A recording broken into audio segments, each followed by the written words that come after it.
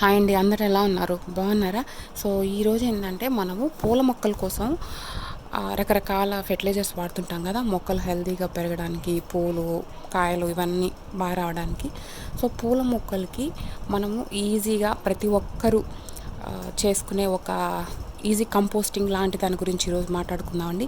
ఏం లేదు, చాలా సింపుల్. ఇప్పుడు మనము రోజు పూజకి వాడిన పూలు ఉంటాయి కదా, సో మనం మొక్క నుంచి తీసుకున్న పువ్వుల్ని తిరిగి మనం వాడుకున్న తర్వాత తిరిగి మళ్ళీ మొక్కకి ఇచ్చేయడం అనమాట. అంటే చాలా సింపుల్, ఏం లేదు, వాడిన పూలని తిరిగి మనము మొక్క మొదట్లో వేసేసేయడం అనమాట.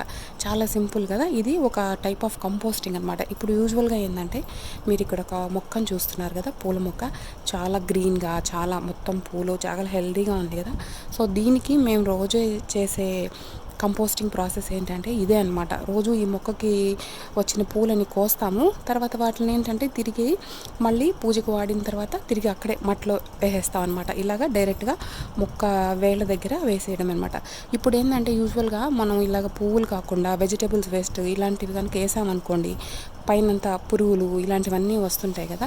సో ఈ ఫ్లవర్స్ ఇలాగ వేస్తే మనకి పురుగులు రావడం, స్మెల్ కానీ ఇలాంటి ఇష్యూస్ కూడా ఏమి ఉండవు. ఇంకా ఏంటంటే ఇవి చాలా ఫాస్ట్గా కూడా డీకంపోజ్ అవుతుంది.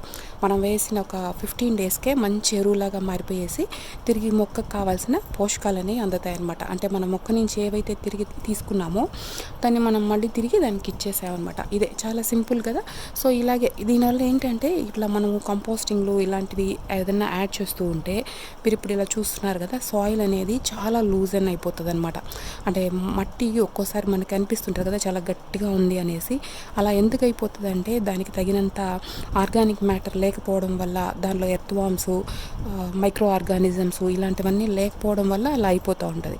సో మనం ఇలాంటివన్నీ కంపోస్ట్లు లేకపోతే ఇప్పుడు మనం చూసుకున్నాం కదా, ఫ్లవర్స్ యాడ్ చేయడము, డ్రై లీవ్స్ యాడ్ చేయడము ఇలాంటివన్నీ డైరెక్ట్గా యాడ్ చేస్తుంటే స్లోగా ఇలాగ లోపల ఎర్త్వామ్స్ అనేవి, ఒక ఎన్విరాన్మెంట్ అనేది ఏర్పడుతుంది అనమాట. సో దానివల్ల ఏంటంటే మొక్క మట్టి లూజ్గా ఉన్నప్పుడు మొక్క వేర్లు అనేవి ఫ్రీగా లోపలికి వెళ్ళగలవు, వాటికి కావాల్సిన ఆక్సిజన్, ఎయిర్ ఇవన్నీ కూడా బాగా అందుతాయి అన్నమాట.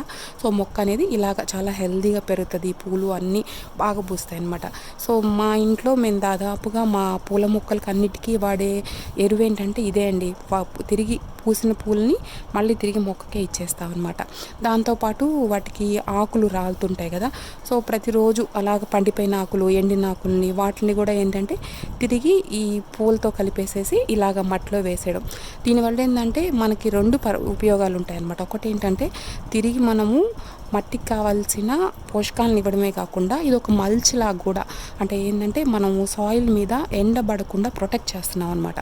సో రెండు ఉపయోగాలండి. ఒకటి ఏంటంటే మట్టికి కావాల్సిన పోషకాలు ఇస్తున్నాము, రెండు ఏంటంటే మల్చ్ లాగా.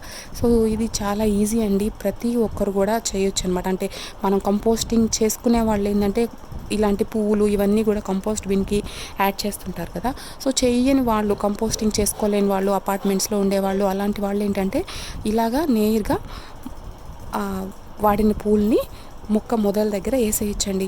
సో ఇదేండి చాలా సింపుల్ టెక్నిక్ కదా, కానీ దీనికి రిజల్ట్స్ అయితే బాగుంటాయండి. సో మీరు చూస్తున్నారు కదా, దాదాపుగా అన్ని మొక్కలు మీరు ఒక్కసారి ఇట్లాగా మీ ఇంట్లో ట్రై చేసి చూడండి. ఒక 2 monthsలో మీకు మంచి రిజల్ట్ అనేది కనిపిస్తుంది. అంటే మొక్కలు ఇలాగా బాగా గ్రీనిష్, ఎందుకంటే ఈ వాడిన పూలు అనేది కూడా మంచి నైట్రోజన్ సోర్స్ అనమాట.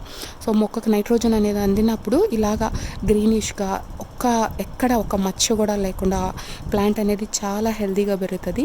సో ఈ టిప్ని మీరు కూడా మీ గార్డెన్లో ట్రై చేసి చూడండి. సో ఇదేనండి ఇవాళ వీడియో. మనం మళ్ళీ నెక్స్ట్ వీడియోలో కలుద్దామండి. సో నెక్స్ట్ వీడియోలో మనము జీవామృతం గురించి మాట్లాడుకుందామండి. అసలు ఈ జీవామృతం అంటే ఏంటి, దీన్ని ఎట్లాగా చేయాలి, ఎలాగ వాడాలి, అసలు దీనివల్ల ఎలాంటి ఉపయోగాలు ఉంటాయి, ఇవన్నీ కూడా మనం నెక్స్ట్ వీడియోలో వివరంగా మాట్లాడుకుందామండి. So thank you for watching and keep watching. So ఈ వీడియో మీకు నచ్చితే లైక్ చేయండి, షేర్ చేయండి, మా ఛానల్ని సబ్స్క్రైబ్ చేసుకోండి. Thank you.